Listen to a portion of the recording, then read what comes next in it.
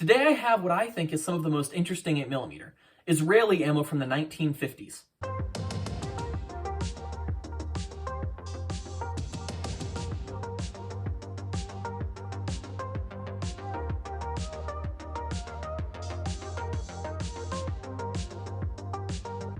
This is Israeli 8mm ammo from the 1950s.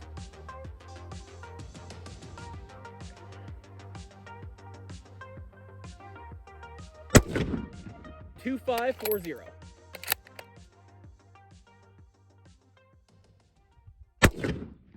.2562.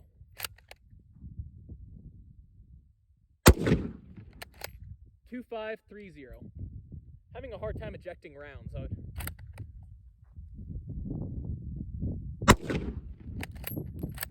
2523.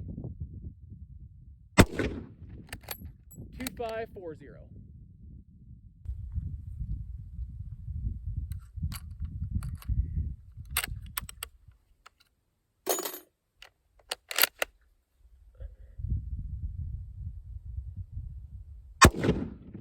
.2555.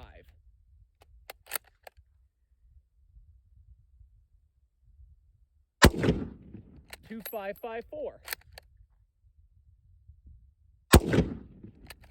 2550.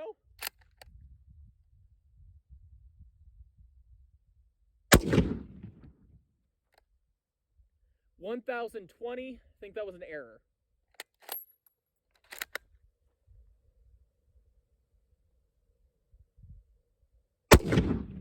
2544. Got to shoot one more for that error.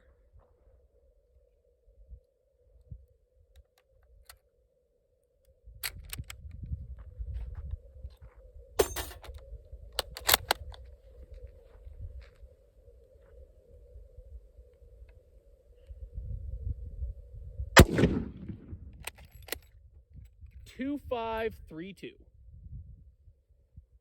My time on the range was actually pretty good. My velocity low was 2,523 and my velocity high was 2,562, a total deviation of 39 feet per second. Our velocity average was 2,543 feet per second, which the only ammo that I've shot in this weight class is the Bulgarian ammo. And these two ammos are within 2 feet per second of each other on the average. However, this ammo shot in a much tighter velocity range than the Bulgarian ammo did. I also want to bring up that even though this ammo is from the 1950s, I had 0 duds or hangfires with it. It fired flawlessly. And we'll talk about the reason for that at the end. I will be open about the fact that my Hebrew is very poor. And also, because this box has tape all over it, I had a really hard time getting my phone to read it so that I could post it to places like Google Translate to try and get a translation. I'll do my best with what we have. So in Hebrew, you read right to left instead of left to right. We have 20 cartridges, 792mm. I've had a few people ask, or I've seen a few people ask about the comma instead of a period in 792, which several countries have used. It means the same thing. It really is no different. But the MM, I have no idea what this is. This is something along the lines of lot or collection or set. It's a lot number, and then that is the lot number. This one is whatever letter that is, 202, and then 1054. That might mean 202 of October 54. I don't know entirely. And then there are also these numbers along this side, and then some handwriting right there, which I'm actually just noticing right now.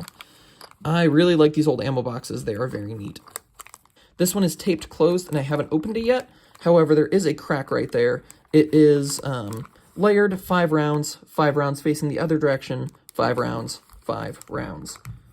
These are the head stamps for the Israeli ammo. What you can see right here is 3 Hebrew characters. My Hebrew is not that good, so I'm not going to try and remember what those are.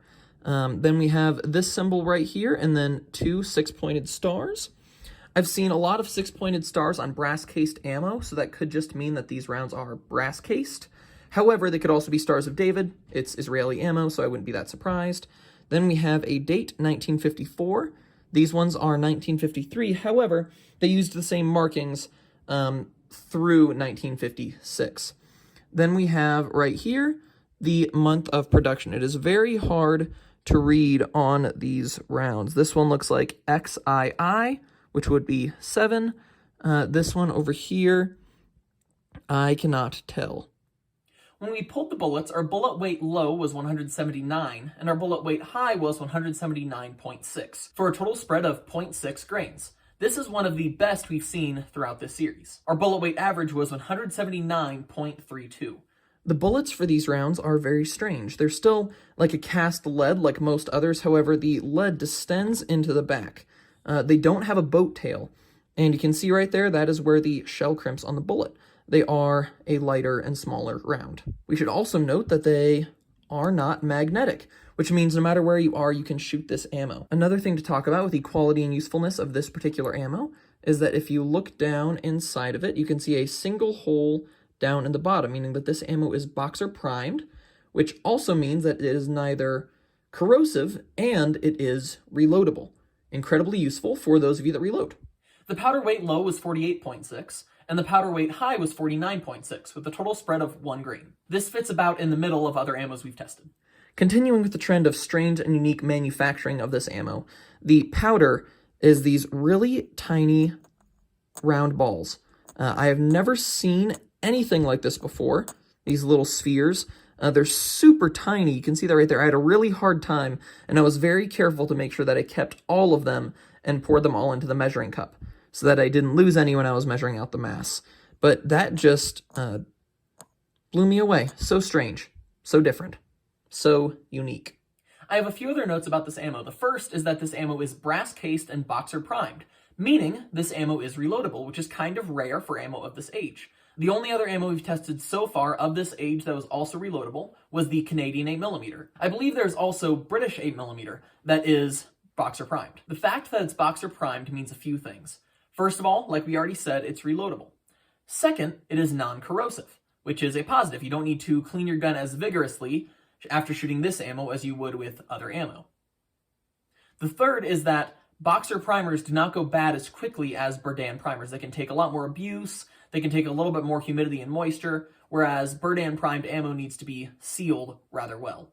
Most ammo of the age that we are talking about is Berdan primed. So one reason I would not recommend this ammo is because it usually costs a little bit more because it is reloadable. So people like me who don't reload, it wouldn't make a whole lot of sense to continue buying this ammo because sometimes it can be more expensive than even like PPU or other modern produced ammos. As well as you're shooting something that is, to some degree, fairly historically interesting. Some reasons to get this ammo is that every round functioned flawlessly, and it had a pretty narrow window and tight tolerance for how it did. As well as, it's not corrosive, so after you get home from the range, if this is all you shot, you don't need to clean your gun as vigorously as if you shot some of the more available corrosive ammos on the market. So I hope I have included enough information in this video to be interesting to you historically, as well as to tell you if this is something that you should be buying.